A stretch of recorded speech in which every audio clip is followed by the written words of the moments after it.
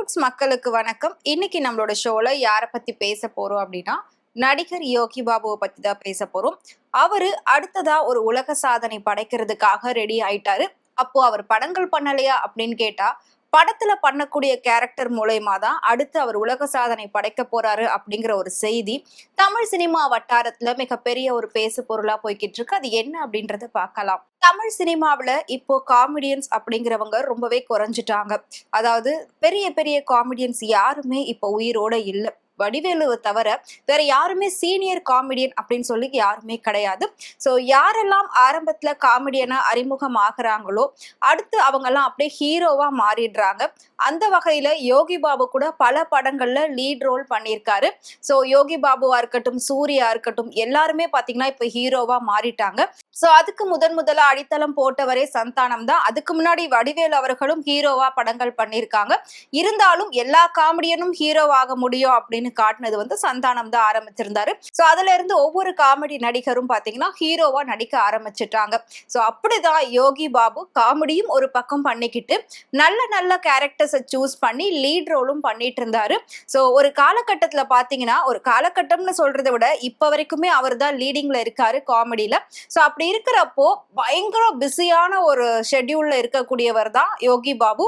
So அங்க போறதா இங்க போறதா, அதாவது ஃபிளைட்ல போயிட்டு வந்தெல்லாம் அவர் வந்து ஷூட் பண்ணிட்டு இருக்காரு அப்படிங்கிற ஒரு நியூஸ் எல்லாம் கேள்விப்பட்டுக்கிட்டு இருக்கோம். அந்த அளவுக்கு பிஸியா இருந்துட்டு இருக்காரு. மிக பெரிய பெரிய நடிகர்கள் கூட சேர்ந்து நடிக்கிறாரு.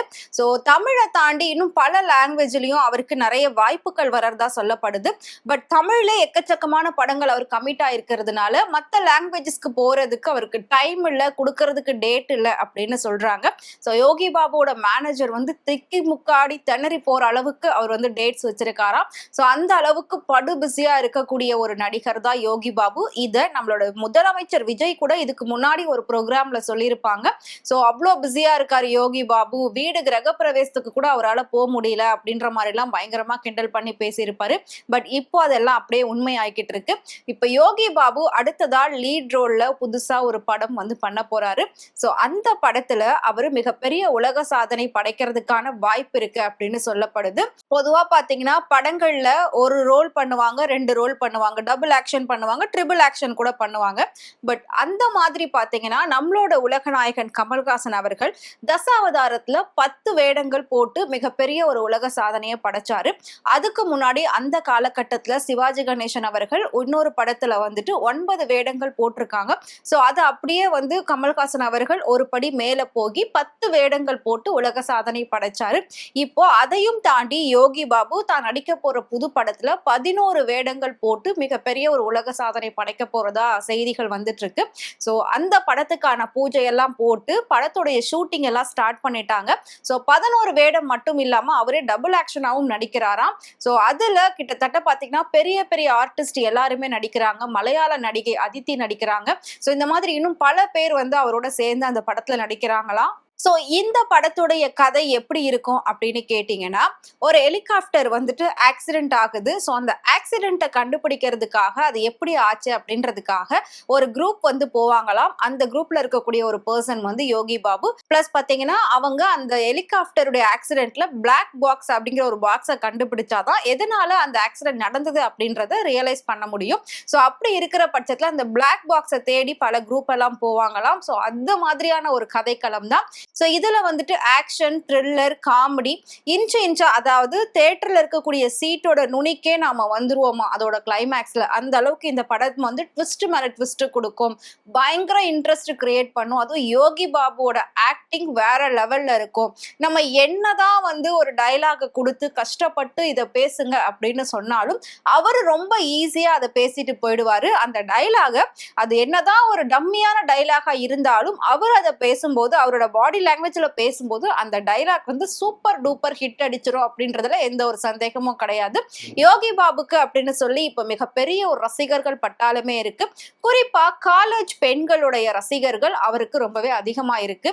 நாளுக்கு நாள் அவரோட வீட்டு முன்னாடி போயிட்டு பல பெண்கள் வந்து அவரை பார்க்கணும், அவரோட சேர்ந்து ஒரு செல்ஃபி எடுக்கணும், அவர்கிட்ட ஆட்டோகிராஃப் வாங்கணும் அப்படின்னு சொல்லி நிறைய பேர் அவர் வீட்டு முன்னாடி டே பை டே போய்கிட்டே இருக்காங்களாம். ஸோ இந்த படத்துடைய ஷூட்டிங் ஃபர்ஸ்ட் ஹாஃப் கிட்டத்தட்ட முடிஞ்சிருக்கு. செகண்ட் ஹாஃப் இப்ப ஸ்டார்ட் ஆக போகுது.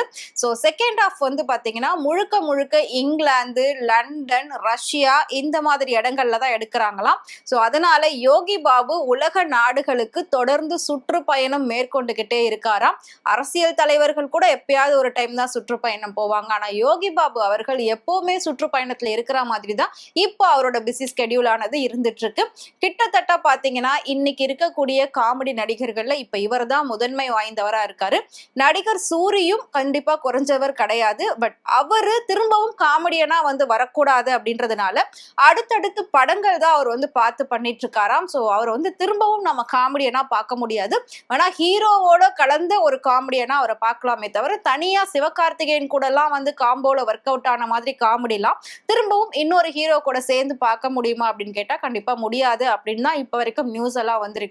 ஆனா யோகி பாபுவை பொறுத்த வரைக்கும் அவர் லீட் ரோல் பண்ணுவாரு. பட் அவர் பல படங்கள் பண்ணியிருக்காரு. இருந்தாலும் கோலமாவு கோகிலா படம் தான் அவருக்கு மிகப்பெரிய ஒரு டேர்னிங் பாயிண்டா அமைஞ்சது. அதுக்கப்புறமா நம்ம தளபதி கூட நடிச்ச படம், ஸோ இந்த மாதிரி பல படங்கள் அவருக்கு மிகப்பெரிய ஒரு வெற்றியை கொடுத்திருக்கு. ஸோ யோகி பாபு இன்னும் பெரிய லெவல்ல போக போறாரு அப்படின்றதுல எந்த ஒரு சந்தேகமும் கிடையாது. யோகி பாபுவோட ரசிகர்கள் எல்லாருமே இந்த படத்துக்காக அவருக்கு ரொம்பவே வாழ்த்துக்கள் சொல்லிட்டு வராங்க. ஸோ இந்த படத்துடைய எதிர்பார்ப்பு மக்கள் மத்தியில, முக்கியமா யோகி பாபு ரசிகர்கள் மத்தியில மிகப்பெரிய ஒரு எதிர்பார்ப்பை ஏற்படுத்தியிருக்கு. சோ இந்த படத்துல மலையாள ஆர்டிஸ்ட் நிறைய பேர் நடிக்கிறதுனால மலையாளத்திலையும் இந்த படம் மிகப்பெரிய ஒரு எதிர்பார்ப்போட உருவாகிக்கிட்டு இருக்கு. சோ இன்னும் பல படங்கள் இவருக்கு கை கொடுக்கும் அப்படின்றதுல எந்த ஒரு சந்தேகமும் கிடையாது. சோ இந்த படம் எப்படி வரப்போகுது அப்படின்றத நாம வெயிட் பண்ணி பார்க்கலாம். அதுக்கு முன்னாடி யோகி பாபுவோட நடிப்பு உங்களுக்கு பிடிக்கும் அப்படின்னு நினைச்சீங்கன்னா மறக்காம கமெண்ட்ல சொல்லுங்க. இதே மாதிரி சினிமாவை பத்தியும் நடிகர் நடிகைகள் பத்தியும் டே பை டே இன்ட்ரெஸ்டிங்கான இன்ஃபர்மேஷன் தெரிஞ்சுக்கணும் அப்படின்னு நினைச்சீங்கன்னா மறக்காம ஃப்ரெண்ட் டூட் சேனலுக்கு ஃபாலோ பண்ணிக்கோங்க.